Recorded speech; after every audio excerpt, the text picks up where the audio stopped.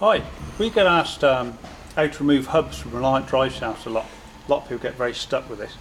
What we do, undo your bolts on your back plate, you pull your back plate, your hub, your driveshaft out of the axle, drop them into a vise, there's a collar underneath the bearing, pinch him up on that collar.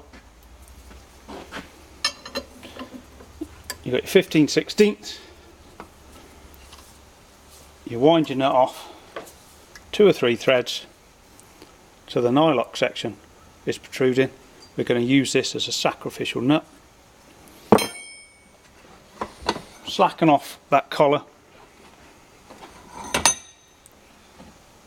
and we're going to rest that bearing on the face of the vise. These bearings can shatter, but being as about 10 a piece, it's not the end of the world. And then being quite brave,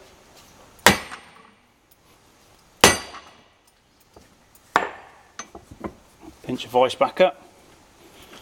The original spanner probably won't fit over there now, but if you're lucky you've got 1 inch on the other end, which will give you enough.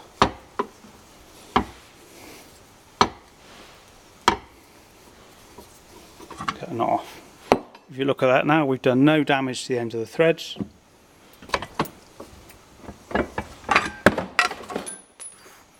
When a